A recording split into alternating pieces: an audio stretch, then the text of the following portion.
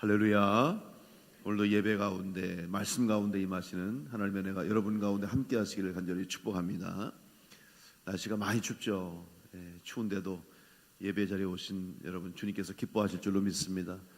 아침에 나올 때 보니까 온도를 보니까요, 냉동실 온도하고 비슷하더라고요. 그래서 냉장고에 있구나 그 생각하고 왔는데, 추위에 여러분 건강하시고 여유있게 강건하신 은혜가 있기를 간절히 축복합니다. 지난주 목, 금, 토 2박 3일 동안 우리 청소년부, 청년부 연합으로 겨울 수련회가 있었습니다. 여러분이 기도해 주시고 또 펀드레이징 할 때도 후원해 주시고 또 관심 가져주셔서 우리 청소년 청년들이 은혜 가운데 한 60여 명 가까운 청소년들이 수련회 잘 마치고, 또 눈도 중간에 많이 와서 걱정했는데 안전하게 은혜 많이 받고 돌아왔어요.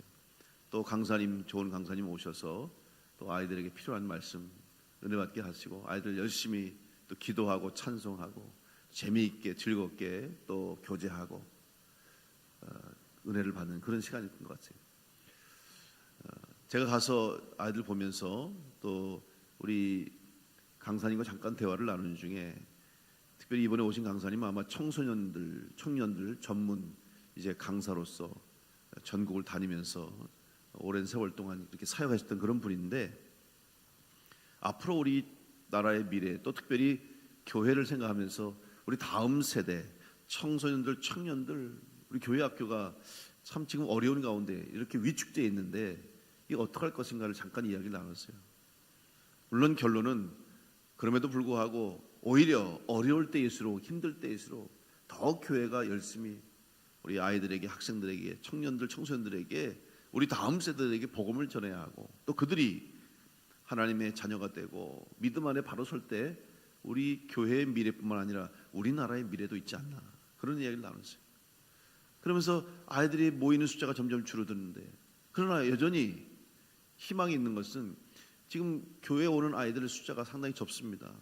예전에 여러분들이 교회 생활 혹시 청소년 때에, 청년 때에 교회 다니신 분들은 아시겠습니다만은, 그때는 교회 나오는 친구들이 많았고 교회 나오는 것이 자랑이었고 또 교회 나오기를 원하는 그런 사람들이 많았어요. 근데 지금은 교회 나오는 것이 오히려 부끄럽고 또 교회 나가는 것이 이상한 시대가 됐어요. 많은 친구들이 교회를 안 나가고 교회 나가는 아이들이 좀 이상하게 보는 그런 지금 시대가 됐어요. 그렇다면 반대로 되짚어 보면, 여전히 물론 인구가 청소년, 청년들의 숫자가 점점 줄고 있고 아이들의 숫자가 줄지만 여전히 학교 가면 아이들이 있어요. 그럼 거기에 교회 나오는 아이들보다 나오지 않는 아이들이 더 많아요.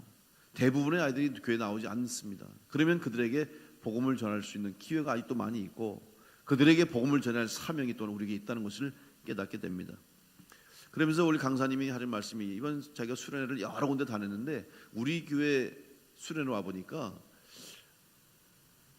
식당에서 밥을 하는데 보니까 우리 교회 권사님들이 와서 밥을 해준다는 거예요.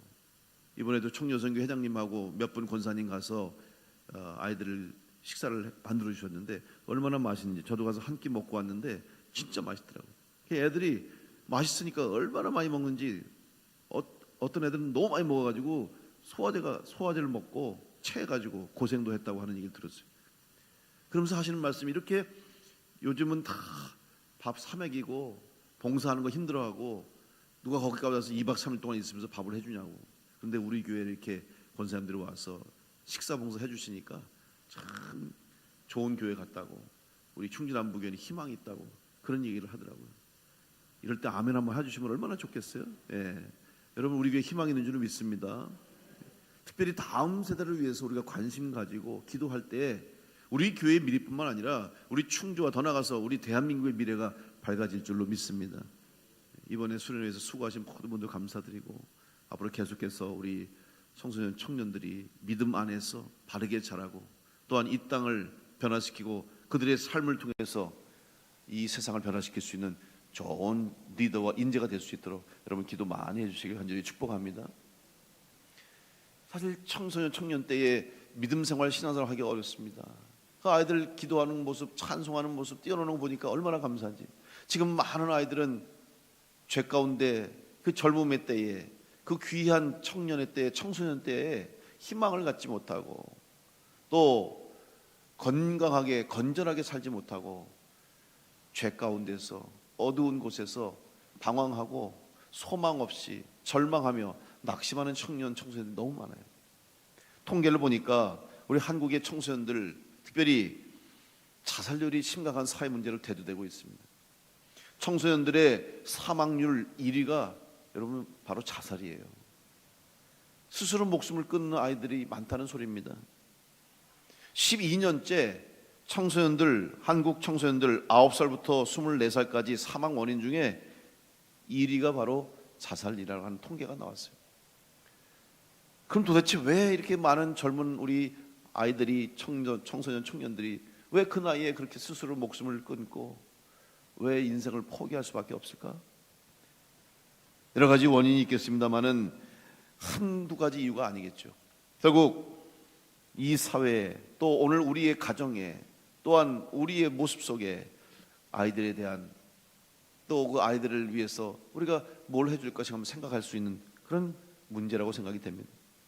학교에서는 공부로 인해서 학업에 대한 스트레스, 성적에 대한 압박, 또 이로 인한 부모와의 갈등, 그리고 학교에 와서 친구와의 갈등, 또 학교에서 공부하지 못해서 또 혹은 공부로 인한 여러 가지 문제 때문에 생기는 치열한 경쟁 속에서의 그런 염려와 걱정, 진로에 대한 고민, 인생에 대한 두려움, 이런 것들이 아마 원인이 됐을 겁니다. 특별히 학교 내에서 이런 문제가 큰 아이들에게 스트레스가 돼요. 예전에 여러분들도 학교를 다닐 때 사실 외적인 어려움이 있었지 않습니까? 먹고 사는 것이 문제가 되는 시대에 살았잖아요. 그래서 삼시세끼 배부리 먹고 잘 사는 그런 꿈을 가졌던 시대인데 집에 오면 먹을 거 부족하고 집에 오면 평안하지 못했어도 학교에 가서 목표를 가지고 꿈을 가지고 공부하고 학교에 가면 재미있고 학교에 가면 행복했던 그런 시대가 있었잖아요. 근데 지금은 어떻습니까? 아이들이 왜 힘들까 생각해 보니까 집에 가면 불안해요. 부모님이 갈등이 있고 가정이 평안하지 못하고 가정이 깨어지고 갈 곳이 없어요. 학교 오면 아이들과의 관계 때문에 왕따, 폭력 문제, 성적의 문제 때문에 그래서 그 안에서 지옥 같아. 집에 가기도 싫고 학교 오기는 더 싫고 갈 곳이 없는 거예요. 방황할 수밖에 없고 방황하면 그 아이들 어디로 갑니까? 다 죄의 길로 가게 되고 그러니 그 아이들 마음속에 무슨 꿈이 있고 무슨 평안함이 있고 행복함이 있겠습니까? 결국 낙심하고 절망하고 잘못된 길로 들어가서 돌이킬 수 없고 특별히 그 중에서 학교 내에서 보여주는 학교 내에서 나타나고 있는 이러한 폭력의 문제 때문에 아이들이 견디다 못해서 그 고통에서 벗어나려고 스스로 극단적인 선택을 하는 경우가 많다는 것이죠.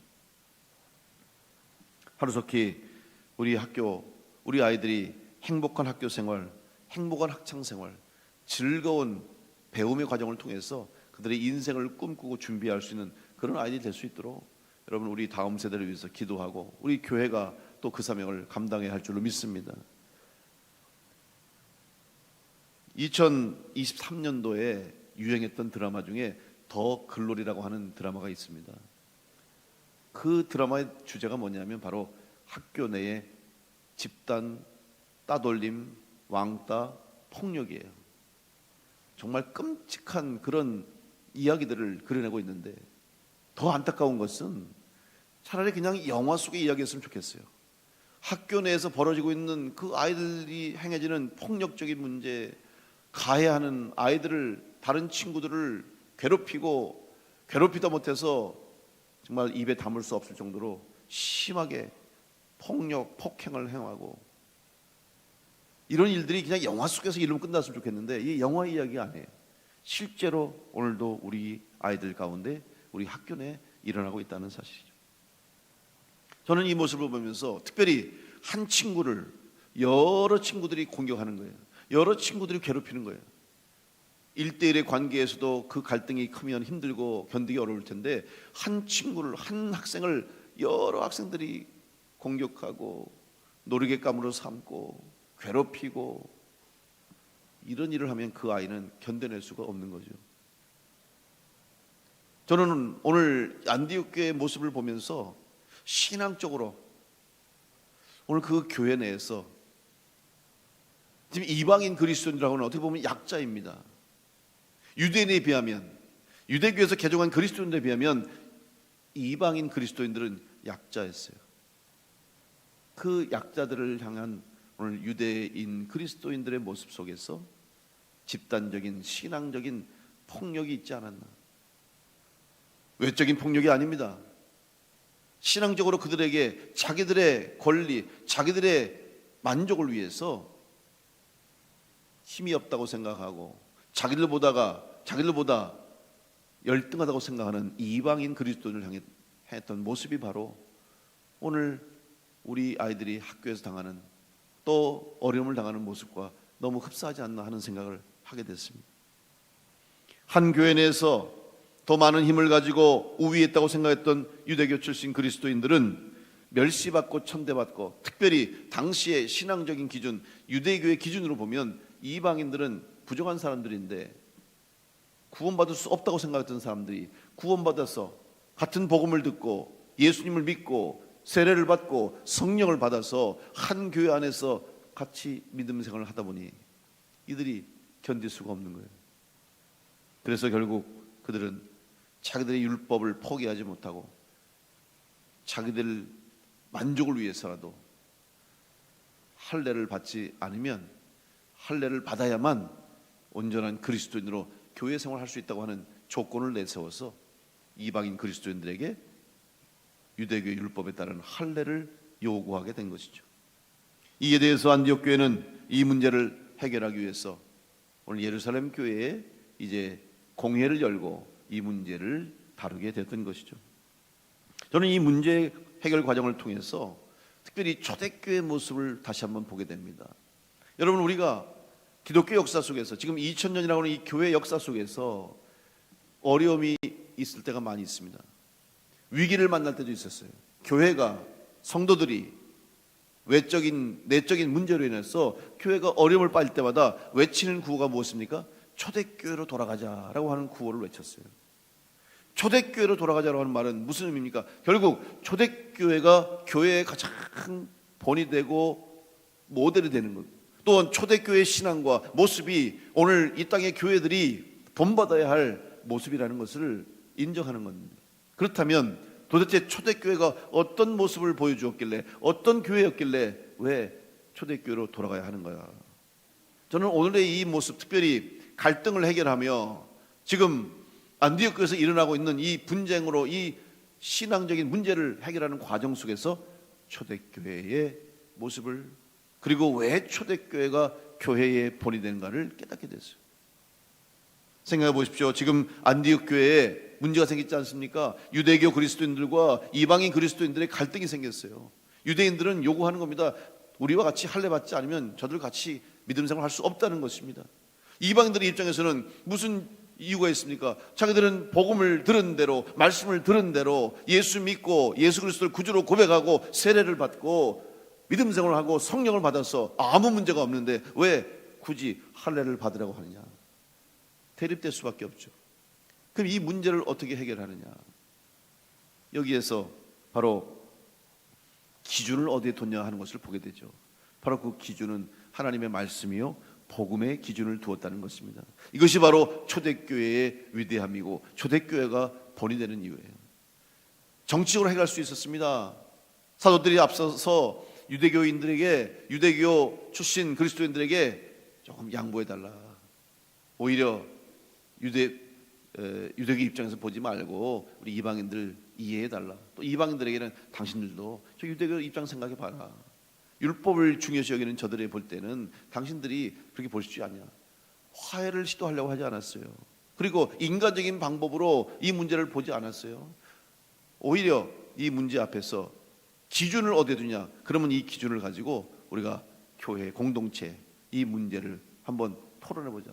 숨기려고 하지 않았고 쉬쉬하면서 다른 사람들의 이목과 다른 교회들에게 보여지는 모습이 중요한 것이 아니라 근본적인 문제를 해결하기 위해서 오히려 공론화시켜서 예루살렘 교회로 이 문제를 보냈던 것이죠.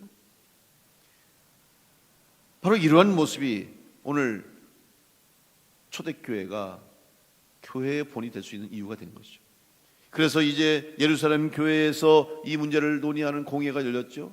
그리고 우리가 살펴본 것처럼 지난번 베드로가 이 문제에 대해서 분명하게 변론하면서 오직 복음으로 예수 그리스도로 말미암아 우리는 다 구원받았다, 이방인에게도 동일한 복음의 역사가 있다 하는 것을 인정하고, 또 바나바와 바울이 직접 전도하면서 복음을 전하면서 나타났던 일들을 이야기하면서 복음을 통한 구원을 이야기했고, 마지막으로 오늘 이제 야고보 사도가, 예수의 형제였던 야고보 사도가 이 문제에 대한 답을 주면서 결론을 내리게 된 것이죠. 저는 오늘 이 과정 속에 한 가지 중요한 것을 깨닫게 됐습니다.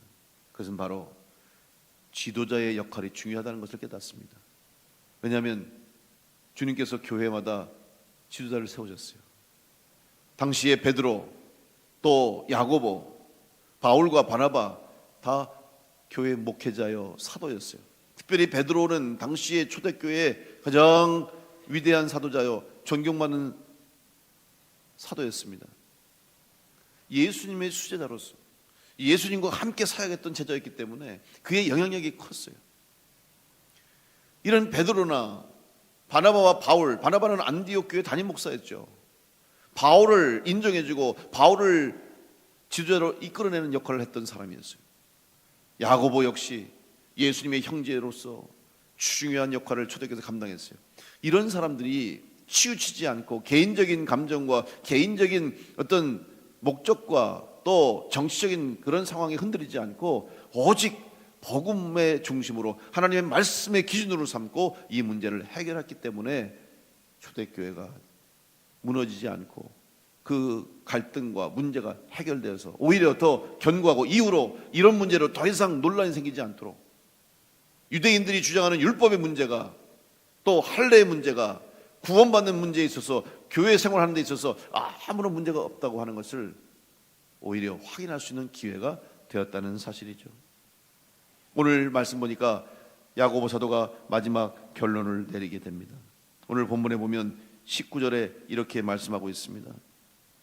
그러므로 내 의견에는 이방인 중에서 하나님께로 돌아오는 자들을 괴롭게 하지 말라, 이렇게 얘기하고 있어요. 결론이 뭡니까?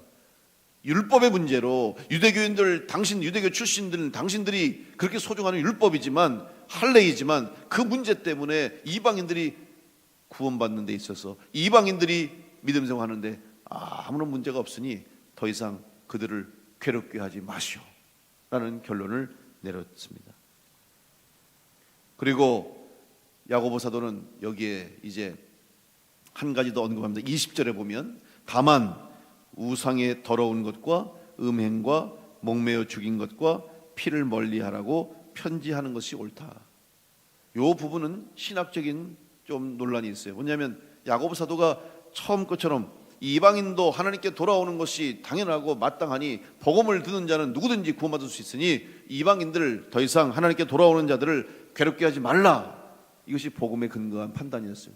그런데 여기에 그 다음에 율법에 관한 문제를 부가 설명한 것은 유대인의 마음을 조금 위로하려고 했던 경향이 있었다는 것이죠.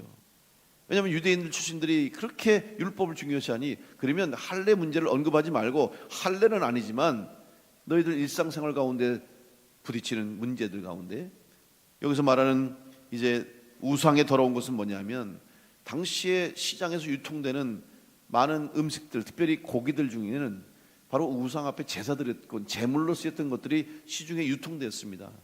그러니까 그 일반인들이 사 먹는 고기들과 음식들 중에 제사를 드린 우상의 제물로 쓰였던 것도 있기 때문에 이런 것들에 대해서 조심하고, 또 음행하는 문제나 목매어 죽인 것, 피를 멀리하는 이런 것도 다 결국은 율법에 가는 것이니까 이런 일상의 생활 중에서 부딪히는 율법을 조심하라고 권면하고, 그리고 할례에 대해서는 언급하지 말라. 어떻게 보면 일종의 좀 수습을 하는 그런 모습을 보일 수 있는 거죠. 그런데 여러분, 사도 바울은 훗날 이 문제조차도 분명하게 사도 바울은 선을 긋습니다. 지금은 이 갈등을 봉합하고 이 문제를 정리하고자 이러한 야고보 사도의 이제 권면이 있었지만 사도 바울은 알고 있었어요. 구원을 얻는 데 있어서 그 어떤 것도 조건이 될 수 없고 오직 하나님의 말씀으로 예수 그리스도께서 이 땅에 오셔서 십자가에서 우리의 죄를 대신해서 죽으심으로 우리의 죄가 사함받았기 때문에 예수 그리스도의 십자가의 복음 외에는 아무것도 우리를 구원할 수 있는 조건과 자격이 될 수 없다라고 합니다. 이게 복음 아니냐? 사도 바울은 고백하고 있습니다.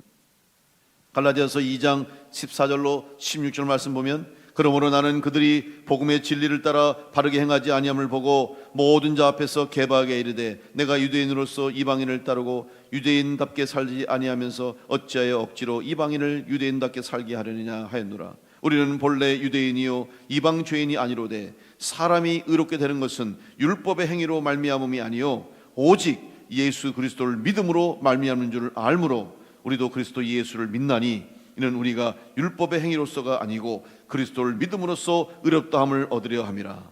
율법의 행위로서는 의롭다함을 얻을 육체가 없느니라. 여러분, 이것이 복음인 줄로 믿습니다.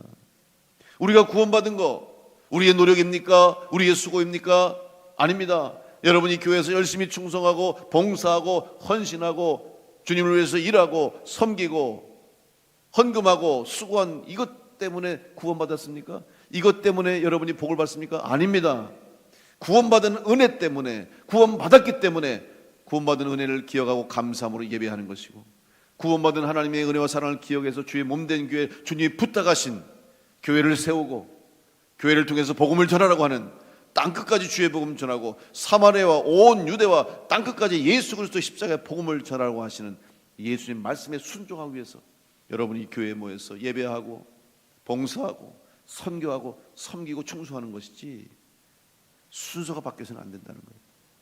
은혜에 감사함으로 봉사하고 구원받은 은혜를 기억함으로 감사함으로 충성하는 것이지 충성했기 때문에 구원받은 것 아니고 봉사했기 때문에 섬겼기 때문에 의로워진 것이 아님을 믿으시고 먼저 복음 안에서 복음의 은혜 가운데 온전한 믿음으로 살아갈 수 있는 여러분 될 수 있기를 간절히 축복합니다. 사도 바울은 이것을 알았기 때문에 분명하게 고백하고 있는 거예요. 예수 그리스도의 복음이 무엇인지를 확실히 이해하고 믿지 못하면 문제가 될 수밖에 없는 거예요. 안디옥 교회에 유대교 출신 그리스도인들이 잘못된 복음을 이해하는 거예요. 구원은 받았지만 할례를 받지 않으면 안 된다. 구원은 받았지만 할례도 받아야 된다. 그래야 완전해질 수 있고 할례를 받아야만 온전한 구원의 길을 갈 수 있다.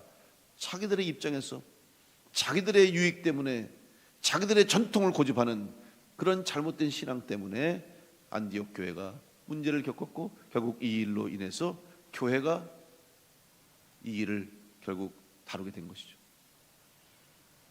여러분, 오늘 우리의 신앙도 혹시 우리가 모르는 사이에 내 스스로 내가 신앙생활을 오래 했으니까, 남들보다 내가 이 교회를 위해서 헌신을 더 많이 했으니까, 내가 다른 사람보다 이 교회에서 더 열심히 기도했으니까, 더 열심히 충성했으니까 저 사람하고는 내가 다르지. 여러분, 이런 생각해서는 안 돼요. 교회에 많은 문제들이 왜 일어나는지 아십니까? 정말 열심히 누구보다도 교회를 섬겼고 헌신하고 충성했던 그런 성도들 중에 나중에 교회에 문제가 되는 분들이 많이 있어요. 왜인지 아십니까? 이 교회를 위해서 내가 공을 세웠다고 하는 생각. 여러분, 공을 세워도 하나님께서 기억하시고 하나님께서 인정하시는 거지, 여러분 사람 앞에서 공을 인정받으려고 하지 마십시오. 우리가 물론 격려해주고 또 박수도 쳐주고 인정도 하죠. 그거는 우리가 당연히 그냥 자연스럽게 해야 할 일이지 그걸 기대해서는 안 돼요. 그리고 그걸 바라서도 안 돼요. 오늘 우리의 상급은 이 땅에 있지 않고 천국에 있는 줄로 믿습니다. 하나님이 여러분에게 상 주실 줄 믿습니다. 우리가 상 받은 것도 은혜죠. 은혜로 상을 주시는 것이지 여러분 내 노력 때문에 상 받는 게 아니잖아요. 이게 얼마나 중요한지 몰라요. 근본적인 문제예요. 이 근본적인 문제가 흔들리게 되니까 교회가 흔들리는 거예요. 자기들의 신앙적 만족을 위해서 유대인이라고 하는 그 자부심 때문에 선민의식을 가지고 이방인들과는 다르다는 것, 근본적으로 이방인들과는 다르다고 하는 착각 속에, 교만함 속에서 할례를 요구하고 자기들은 더 의롭다고 생각하고 자기들은 더 낫다고 생각하는 착각 속에서 결국 이 문제가 생기게 된 거예요. 여러분, 교회 안에서는 우리 모두 다 하나님 앞에 다 죄인이고 우리는 다 하나님 앞에 부족한 인생들에 불과한 거예요. 우리가 구할 것은 하나님의 긍휼하심인 줄로 믿습니다. 긍휼함으로 시작하는 거예요. 우리의 기도를 여러분 뭡니까? 하나님, 우리를 불쌍히 여기시고 우리의 죄를 용서해 주시고. 여러분, 기도할 때마다 항상 사죄의 기도를 하죠. 왜? 우리는 죄인이기 때문에 그래요. 다 죄인으로 나온 거예요. 그런데 구원받았다고, 예수 믿었다고, 의로워졌다고, 의인이 되었지만 여전히 우리는 죄인의 신분이에요. 그러나 의롭게 바뀌어진 거예요.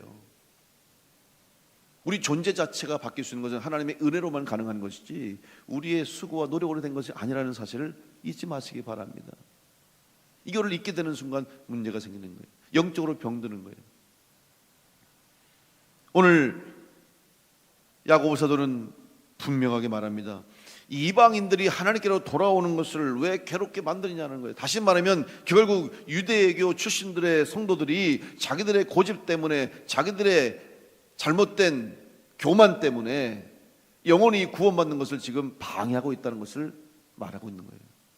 여러분, 이방인들이 돌아오는 것, 하나님께로 돌아오는 것이 어떤 일입니까? 하나님이 기뻐하시는 일이고 하나님이 기대하신 것이고 주님이 부탁하신 일이 아니겠습니까? 하나님이 세상을 이처럼 사랑하사 독생자를 주셨으니 이는 저를 믿는 자마다 멸망하지 않고 영생을 얻게 하려 하심이라. 하나님의 뜻이 무엇입니까? 영혼을 구원하고 이 땅에 죽어가는 영혼을 살려내는 것이 하나님의 뜻이었고, 그 뜻을 이루시기 위해서 예수 그리스도께서 이 땅에 오셔서 우리의 죄를 대신해서 십자가에서 못 박혀 죽으시고 피 흘리심으로 우리의 죄가 사함받아서 우리가 구원받고 영생의 복을 누리며 천국 백성이 된 줄로 믿습니다. 이 일을 우리가 하는 거예요. 교회가 해야 되고 우리가 해야 돼요. 그래서 전도하는 이유가 뭐냐? 영혼을 살리는 거예요. 복음을 전해야 되는데 지금 안디옥 교회에서는 그 이방인들이 하나님께 돌아오는 것을 막는 일들을 지금 유대인들이 하고 있다는 것이죠. 오히려 스스로 의롭다고 생각하는 사람들, 스스로 하나님의 택한 민족이라는 의로운 인생, 의로운 민족, 또 우월성을 가지고 있으면서 오히려 하나님을 방해하고 있다는 거죠. 우리는 우리의 교만함을 버려야 할 줄로 믿습니다. 초대교회가 무너지지 않을 수 있었던 것은 바로 이러한 복음 중심으로 바로 서는 그런 은혜가 있었기 때문이에요. 변화되는 역사가 있어요. 이전에는 유대인들, 이방인들 갈등했어요. 대립했어요. 무시했어요. 서로 상종을 안 했어요. 그러나 이제는 한 교회 안에서, 예수님 안에서, 복음 안에서 다 하나가 될 수 있었어요. 이제 한 형제 한 자매로 같은 예배를 드리는 거 아니겠습니까? 이 변화가 쉽지 않았던 거죠. 여러분, 변화하는 과정은 어렵습니다.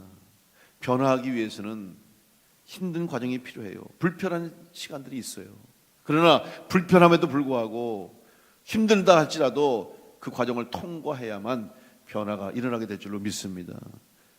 변화를 일으키는 교회가 되고 우리가 주님의 복음을 전하는 성도가 되기 위해서는 우리 자신이 온전한 그리스도인으로 매일매일 변해가야 될 줄로 믿습니다. 조금 불편해도 여러분 참고 견뎌내셔야 돼요. 감수하셔야 돼요. 그래야 변질되지 않습니다. 변화는 생명을 살리고 그리스도인으로 변화될 때 살아나는 역사가 있습니다. 그러나 변질되면 썩어요. 변질되면 해로운 것이 돼요. 여러분, 교회가 변질되면 안 됩니다. 우리의 신앙이 변질돼서는 안 됩니다. 변질이 아니라 새롭게 변화되는 우리 교회와 여러분 될 수 있기를 간절히 축복합니다. 안디옥 교회는 지금 변화냐 변질이냐 이 기로에 서서 복음 안에서, 하나님의 은혜 안에서, 특별히 지주자들의 바른 선택과 결정에 따라서 변화되는 과정 속에서 주님의 교회로 새로워질 수가 있었던 것이죠. 한 영혼을 구원하는 일이 복음이라는 거예요. 여러분, 하나님께서 이렇게 세상을 사랑하신 것처럼 예수님이 이 땅에 오셔서 가르친 게 뭐예요? 영혼을 구원하는 것이죠. 천국 백성을 만들라는 거죠. 비유로 말씀하셨습니다. 사람이 집에서 동전 하나를 잃어버리면 그걸 찾으려고 쓸고 닦고 찾아내면 얼마나 기쁘겠느냐. 동전 하나 찾아도 이렇게 기쁜데, 또 목자가 우리의 양 100마리가 있는데 99마리를 잃고 한 마리를 잃어버렸을 때 우리의 양 99마리를 두고 잃어버린 양 한 마리를 찾아서 나가는 것이 바로 목자의 심정이고, 그 한 마리 양을 찾아내는 것이 하나님의 뜻이고 기대고 주님이 우리에게 부탁하신 일이라는 것을 말씀하면서, 오늘 우리가 그 잃어버린 양을 찾기 위해서 우리가 복음을 전해야 되고, 구원받지 못한 수많은 영혼들을 위해서 오늘 우리 교회가 그 사명을 감당해야 할 줄로 믿습니다. 그러기 위해서는 오늘 여러분, 복음을 전하는 일에, 교회가 교회의 사명을 감당하는 일에 걸림돌이 되지 말고, 하나님의 일에 방해되는 것이 아니라 하나님을 위해서 기쁨으로 쓰임받는 여러분 될 수 있도록 다시 한번 복음의 진리 위해서는 우리 교회와 성도를 될 수 있기를 간절히 축복합니다. 사도 바울은 회심을 통한 자기의 삶의 변화를 통해서 예수 그리스도의 복음에 대한 흔들리지 않는 믿음과 신앙 고백을 끝까지 가지고 살았어요. 그 신앙 고백 때문에, 그 믿음 때문에 그는 핍박도 박해도 고통도 죽음 앞에서도 두려워하지 않고 마지막까지 순교할 수 있었어요. 디모데전서 1장 12절 13절에 사도 바울은 고백합니다. 나를 능하게 하신 그리스도 예수 우리 주께 내가 감사함은 나를 충성되게 여겨 내게 직분을 맡기심이니 내가 전에는 비방자요 박해자요 폭행자였으나 도리어 긍휼을 입은 것은 내가 믿지 아니할 때 알지 못하고 행하였습니다. 사도 바울은 이전에 복음을 듣지 못했을 때에 자기가 행한 모든 일들, 자기의 잘못된 행실들을 회개하고 이제 복음을 듣고 자기의 잘못을 뉘우치고 그런 변화된 삶을 살게 됐던 것이죠. 결국 사도 바울을 비롯한 초대교회 지도자들은 이 구원받은 은혜를 항상 기억하고 잊지 않는 신앙을 소유했어요. 결국 그 지도자들이 바르게 복음 위에 섰기 때문에 무너지지 않았습니다. 여러분, 요즘 한국교회 이단들이 무슨 일을 하는지 아십니까? 신천지 같은 경우는 이제는 대놓고 자기들이 신천지라는 걸 얘기하고 전도하는 시대가 됐어요. 오래전부터 신천지에서 학생들을 신학대학에 보내요. 각 교파의 교단에 신학대학에 신천지 교인들을 몰래 보내요.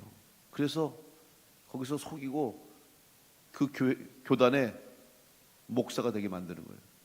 다시 말하면 그 교단의 지도자가 되게 만드는 거예요. 교회의 리더가 되게 만드는 거예요. 그래서 나중에 이 교회를 무너뜨리려고 하는 계획을 세워요. 그래서 중간에 신학대학에서 벌써 오래 몇 년 전 된 얘기입니다만은 그런 일들이 발각이 되면서 신천지의 출신, 실천지에 있는 사람들이 신학대학 들어와서 무리를 일으켜서 퇴학 조치를 하고 그런 일들이 있었어요. 왜 그런지 아십니까? 교회 리더의 역할이 중요하기 때문에. 속회 리더가 누구냐에 따라서 그 속회가 부흥할 수 있고 살아날 수 있어요. 선교회 회장이 누구냐, 리더가 누구냐에 따라서 그 선교회가 활성화되고 모일 수가 있고, 여러분이 각각 맡은 일에 리더가 되어서 다른 성도들을 격려하고 이끌어갈 때 우리 교회가 부흥하고 또 교회 사명을 감당할 줄을 믿고 여러분 모두 다 좋은 주님의 일꾼과 주님의 리더가 될 수 있기를 간절히 축복합니다. 선교사의 사명은요, 그 땅에 복음을 전하고 교회를 세우고 영혼을 구원하는 것뿐만 아니라 마지막 선교의 완성은 그 땅의 현지인들을 사역자로 세우는 거예요. 우리나라에 복음이 전해졌습니다. 1885년 4월 5일 부활절 아침에 감리교 아펜젤러 선교사님과 장로교 언더우드 선교사가 인천 제물포항에 첫걸음을 내디디므로 개신교의 선교 역사 시작됐어요. 그런데 처음에 이 땅에는 믿는 자들이 없었습니다. 그때 학교를 세우고 학교를 세우고 병원을 세웠죠. 그리고 길이 열려서 교회를 세웠어요. 처음에는 선교사님들이 다 했어요. 예배를 인도하고 복음을 전하고 가르쳤어요. 그런데 이제 그 복음을 들은 우리 한국 사람들이 자라나서 배우고 신학교 가고 전사가 되고 목사가 됐어요. 그래서 이제는 한국에서 교단이 세워지고 한국 사람들에 의해서 교회가 세워지게 됐고 한국 목사들이, 한국 지도자들이 나오게 된 거예요. 선교사들은 뒤로 물러나는 거예요. 리더가 세워져야 되는 거예요. 오늘 우리 교회가 그런 리더를, 주님의 일꾼들을, 교회 지도자를 세워낼 수 있는 교회가 될 때 우리 교회가 희망이 있고 이 땅에 한국 교회가 희망이 있고 대한민국이 희망이 있는 줄로 믿습니다. 우리 교회 출신들과 기독교 신앙을 가진 모든 그리스도인들이 세상 곳곳에서 빛과 소금처럼 이 세상을 이끌어가는, 바르게 인도하는 리더가 될 수 있도록 오늘 우리 교회가 우리의 다음 세대들을, 우리의 자녀와 후손들을 좋은 일꾼으로 세워가야 될 줄로 믿습니다. 그 사명 감당하는 우리 교회가 되길 간절히 축복합니다. 여러분 한 사람 한 사람이 먼저 좋은 일꾼 되어서 주님 부탁하신 그 사명을 감당하는 귀한 성도가 될 수 있길 간절히 축복합니다. 마지막으로 사도 바울이 고백한 신앙 고백을 같이 한번 읽어보고 말씀을 나누겠습니다. 오늘 사도 바울은 로마서 14장 8절로 14절 말씀을 통해서 자기 자신의 신앙 고백, 우리가 어떤 모습으로 믿음을 지켜야 할 것인가를 고백합니다. 여러분, 이 말씀대로 우리가 온전히 우리의 생명의 주인은 주님이시오, 우리의 삶 예수 그리스도로 말미암아 생명 얻은 것을 기억하시면서 주님의 합쓰임에 합당할 수 있는 여러분 되시길 간절히 축복합니다. 로마서 14장 8절로 10절 말씀 같이 함께 봉독하겠습니다. 우리가 살아도 주를 위하여 살고 죽어도 주를 위하여 죽나니 그러므로 사나 죽으나 우리가 주의 것이로다. 이를 위하여 그리스도께서 죽었다가 다시 살아나셨으니 곧 죽은 자와 산 자의 주가 되려 하심이라. 내가 어찌하여 내 형제를 비판하느냐, 어찌하여 내 형제를 업신여기느냐. 우리가 다 하나님의 심판대 앞에 서리라. 아멘. 여러분 다 예수 그리스도의 십자가의 보혈로 구원받고 새 생명 얻은 성도임을 믿으시면서 이 은혜를 가지고 또 이 은혜를 사모함으로 흔들리지 않는 복음 진리 위에 바로 서서 주님 부탁하신 영혼 구원의 사명을 잘 감당하는 우리 교회와 성도들 될 수 있기를 간절히 축원합니다.